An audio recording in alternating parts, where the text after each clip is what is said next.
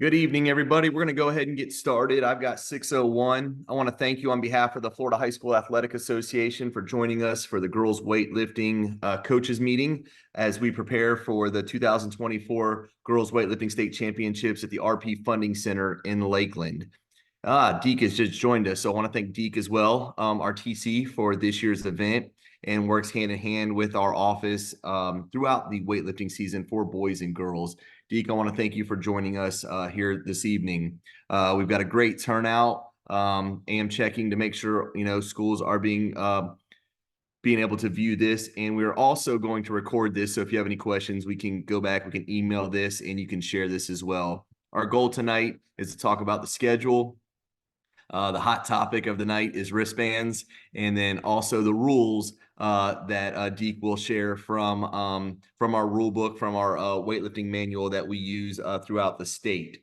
Again, I'm Robbie Lindeman with the Florida High School Athletic Association. I'm going to go ahead and share my screen, and we're just going to review the schedule for this weekend, weigh-in times, arrival, and all of those fun things that we look forward to. So right now, each of you received what you see here is the state championship important information for teams. Thursday, February 15th, 3A will weigh in from 6 to 7:30. You guys will enter through those elephant doors that we had there on the west side of the arena. And you'll see I have a parking map as well. If you have not attended the state championships in Lakeland, I'll show you where to park off of Lime Street and all that. On Friday, we would like the athletes to be at the arena by 12 o'clock for warm-ups, 1 o'clock competition. So all 10 platforms will be used for 3A, and we will review wristband policy. We will give a couple extra wristbands to some of the schools that need them. That evening from 6 to 7:30 on Friday the 16th, 1A and 2A will weigh in from 6 to 7:30. You'll enter on the west side of the arena through the elephant doors. Like I said, I will show you that. And then Saturday, 1A and 2A will compete. First flight will have the 1A 102s to 139s and the 2A 154 to unlimited. They will show up at 8 o'clock to warm up, 9 o'clock to lift. And after lifting, we will go into award ceremony, and then the second flight will start at 2 p.m. arrival of athletes, and then to warm up and then start competition. I'm going to say this, and I've had a couple people, only actually out of all the schools that have qualified, I've only had 2 emails. And Deke, I know you're going to look at me and give me that mean mug look, but if for any reason, and I'm going to say if, it has to be a good reason, your student athletes cannot come in the night before, you need to email me the reason why your athletes are unable to come in the night before for weigh-ins. We have not set a time for morning weigh-ins at this time. So if there is a team or a school or an athlete that is unable, you need to notify me by Wednesday at 5 o'clock. Once Wednesday at 5 o'clock, I am on my way to Lakeland, and we will need to make sure scales are available for Friday morning or Saturday morning. We cannot wait for the last minute unless there's an emergency. But please feel free to reach out to me. I'll be in the office all day tomorrow. But 5 o'clock will be the deadline for request of morning of weigh-ins. And you got to email me the reason, and I need your athletic director on that for the reason.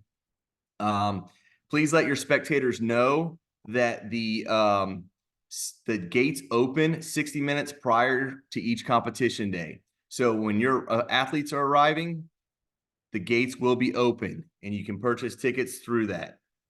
And then we will go through. Here are the color of the wristbands that you'll receive for our floor 3A session. All your lifters will be wearing blue. First session on Saturday will be in pink. Second session will be in yellow, and all coaches will be in green wristbands. And then we'll talk about that later with Deke. Now I'm going to go over the hottest topic of the day, the questions that I get the most for weightlifting. All right, so 3A. we have extended the coaches' wristbands, coaches' credentials to get on the floor. If you have 1 to 2 qualifiers, you're still going to get that 1 credential. 3A, or from 3 to 7 qualifiers, you're going to get 3 credentials. 8 to 10, 4 credentials, and 11 to 18, 5 credentials. If you have questions, concerns, email me, see me when you arrive for weigh-ins, and we can discuss your concern. Each school, if you have more than 1 athlete, will have 2 parking passes in your packet. You'll have 2 parking passes in your packet. If you have concerns with the parking passes, please feel free to reach out to me. 2A and 1A, your credentials are not changing. Those are staying the same. With only having, you're sharing the platforms, those credentials will stay the same. As you can see, no coolers will be allowed at the RP Funding Center.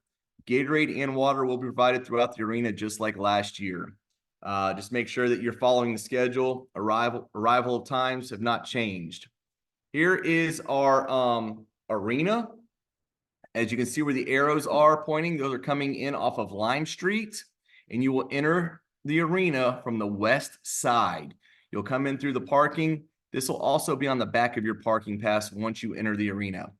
Now, if you do have morning weigh-ins, you will have to pay for parking because you will have not picked up your parking pass the night before. So that's another bonus to make sure that you are entering through Lime Street. You'll receive your parking pass at weigh-ins. Please put the parking pass on your dash. Yes, sir. Robert, you still have it on the Word doc. Your map is not showing right now. Oh, it's not? I'm sorry. Yeah. Wow.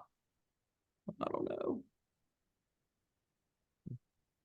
Wonder why. I don't know. Let me see. Let me see if I can fix that.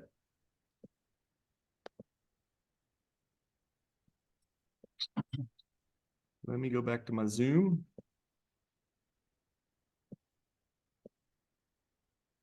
What I'll do, I will email everybody that parking pass. We'll do that. I'll just email everybody out the parking pass first thing tomorrow morning, so you will see that. Other than that, that's the information that I had to share. Do not want to keep you all here tonight. I know it's a busy week with you all. I want you all to be with your families and make sure that if you have any questions, feel free to reach out to me. Like I said, I will leave the office tomorrow afternoon and then make my way to Lakeland as we prepare for the 2024 Girls Weightlifting State Championships. I'll turn it over to Deke. Again, guys, if you have any questions, please don't hesitate to either text or email to get things worked out. Please don't wait till tomorrow afternoon because most of us that are going to help set up will be heading out Wednesday afternoon to get down there. Myself and Bobby Johns will be doing the TC duties for the state meet again this year. Again, we're not going to go over the whole rule book, just a couple of hit points. Again, there's a few new rules that we want to kind of make sure everybody understand. Hopefully we've all seen those. But first off, the rubberized neoprene thumb wrap that's on that for years we've no lifted people for is now permissible. So if that lifter has that neoprene wrap that's attached to their wrist wrap, the legal wrist wrap, that is legal. So that's okay. They're also allowed to wear leggings this year. Please, understand that we're trying to do everything that we can to allow the lifter as much leeway as we can without, anything that's going to allow them to have anything that's going to aid in their lift. That neoprene wrap and the leggings have no bearing on how the lift is being made. So just one of those things where we're kind of trying to semi-match the FWF rules with the Olympics and so on. Not everything will be matched as well, but just trying to make it as close as possible, okay? Headgear is permissible, that is not deemed as a safety issue. Something like a do-rag or a headband, it needs to be deemed safe by myself, by Bobby, by the head judge, or by Mr. Linderman himself. So it is permissible, especially if it's for religious purposes. But it needs to be something that a judge can still see that the head is in contact with the bench. And again, doesn't prevent the judge from seeing the entire lift. So just understand that. Um, let's see, going down, going down. Those are the two biggest rules here. Again, we want to make sure that everybody make sure that they declare, or excuse me, not declare, check in. I've spoken with the judges already. We don't want to have to no lift anybody for not checking in. However, checking in is walking up to the table, explaining the lifter's name, saying the weight that they're doing, and a coach can do that as well. Okay, we're asking that our table workers and platform workers, if you see somebody that hasn't checked in, we don't mind if someone yells to check in, check in. Now, again, please don't allow your lifter to not check in and to use the excuse of, well, they told the other girl to check in, but they didn't tell my girl to check in. Okay. So everybody should be checking in, walking up over to the score table, pointing their name out, pointing their lift out and what they're doing. Okay. Let's see. The next biggest thing is the profanity rule. Over the past few years, we've had to disqualify lifters for profanity. Sometimes we've had to disqualify lifters if we thought it was a profanity. We are now allowing there to be some leeway for there to be a judgment call with the judge and the side judges, with the TC, with the head of the weightlifting. And we want to not necessarily give the lifter permission to use profanity, but if the lifter says something under their breath to their coach that may or may be borderline, we're going to give that head judge within the rest of his judges the ability to decide if it was something that's warning worthy or something that needs to be that's gross and needs to be ejected right away. Bottom line, the best way to not allow this to be an issue is to have your lifter keep their mouth shut when they are on the platform. If something's going on or something bad happens, have them hold on to it and go to the bathroom and say the things that they need to say, but please not out there on the platform. Gross and sportsmanlike conduct is not just profanity. A lifter's frustrated, he gets up and throws his belt at somebody or off the platform or so on. That can also be considered as gross misconduct. Okay, so please be mindful of those types of things. Again, with the profanity, we will not listen to, well, they warned that of the lifter for using profanity, but you DQ'd my lifter for using profanity. We will not have that discussion. Best thing to do is have your lifter keep their mouth shut unless they're praising the judge, praising their other lifters, or praising the coach. Okay. Those are the biggest rules there. Again, we want to double check and reiterate, check in, check in, check in. Please, I beg everybody to go through that handbook, go through the manual. Every time I read this manual, there's always something that I feel like that I've missed or something that I forgot or so on. So please read that manual multiple times. Have a copy with you during the state meet. We'll have a copy with it for us as well. So we want to make sure that we are all on the same page. I also want to let you know that we have 49 judges that are going to judge between Friday and Saturday. It is impossible to make sure that each judge is not judging somebody that they know that's on that platform. We do have some coaches that are assistant coaches, and we definitely did try to do our best to make sure that we spread it out try to move people around. If there's an issue, please see me privately. This isn't about we don't like this judge or so on. The biggest issues would be I'm the head judge on this platform and I coach this girl in USAW. That's an issue. Okay. But because I saw this girl at another district meet or my press call is long, okay, that's not something that we're going to rearrange all the judges for, because once we rearrange one judge, that's going to become a domino effect and have to switch other people around. And just because we switch somebody still doesn't mean that it's going to be the same situation. We Let me have, add to that. We yes, met sir. with him last week. I think we went almost an hour, hour and a half, and you shared all that. And I feel like we've got the best judges coming with their solid foundation of weightlifting. So we're excited for this event this year. There are some old heads, as you would say, that'll be there, guys you've seen for the last 10, 15 years. There are some new people as well. Keep in mind that we are trying to always rotate people in to get people experience. We want our judges to have a good time doing their job, but still in the same sense, make sure that they're being efficient. We ask that everyone please be professional, coaches to judges and also judges to coaches.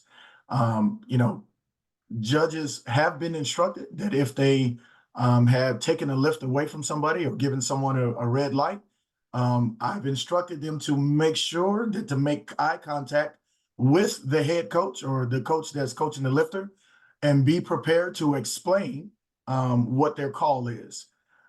My goal, and I've shared this with our judges, all lifts are good unless we see something that is not within our rule book or see something that is no lift worthy.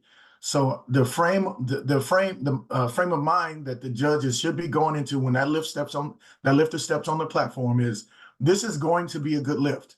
Now, when something happens that causes that to be not a good lift, then the judgment will be made there. If you have a question for a judge, please approach the judge in the appropriate manner, just like you would like to be approached if you were sitting in that seat as well. I love to go to district and regional meets and ask if there are any head coaches that would like to volunteer to be a judge during that time. And surprisingly, no one ever raises their hand. However, we do have some head and assistant judges or assistant coaches that will be taking part within this meet as well as judges as well. Okay, so everybody will always have an opportunity. If there are any head coaches or assistant coaches who would like to judge in the future, please make sure you give me a call or email or text, and I will 100% add you to our list. Okay. As far as that, again, just a reminder to read through that rule book, make sure everything is on there, or make sure that you guys make sure we're all on the same page. Robbie, is there anything else you'd like to add? Last year we did. Misty Ward asked if you had a question about the thumb strap.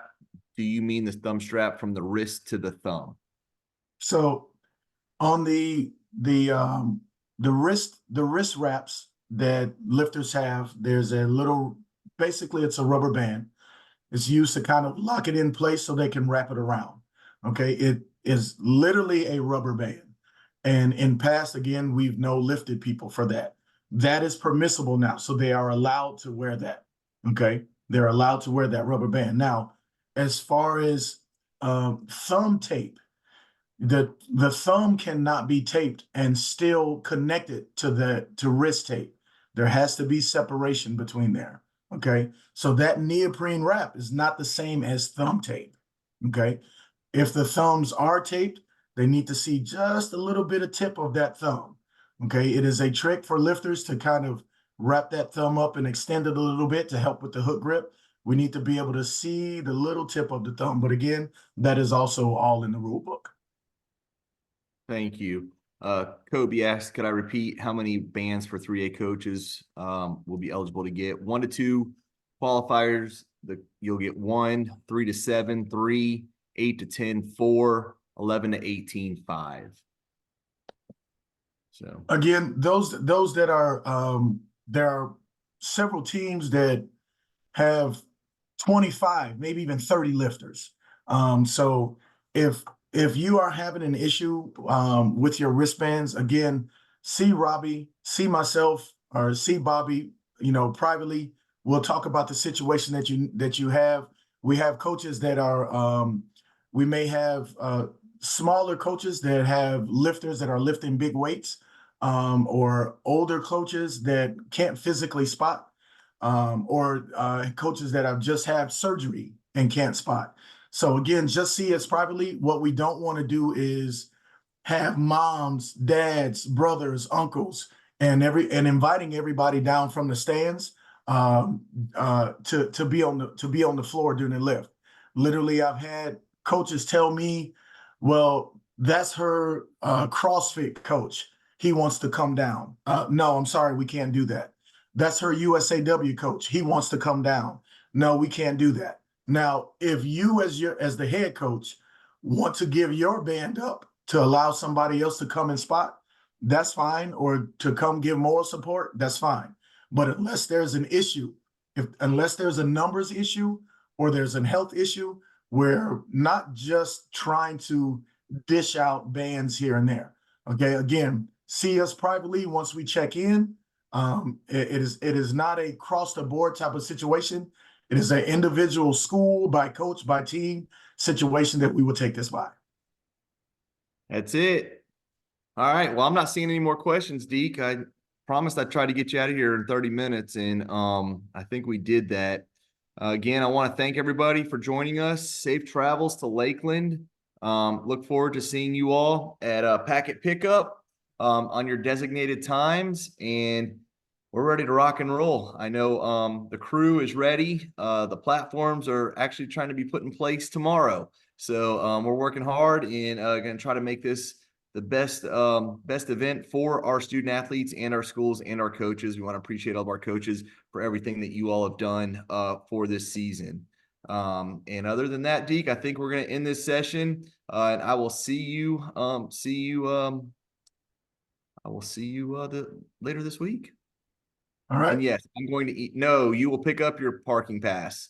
Your parking pass will be picked up when you do weigh-ins. The back of the parking pass has the parking map on it that I'm going to email out. So kind of answer that and clarify that. All right. Well, the rest of y'all have a good evening, and we'll see you in Lakeland. Y'all take care. Thanks. Good day.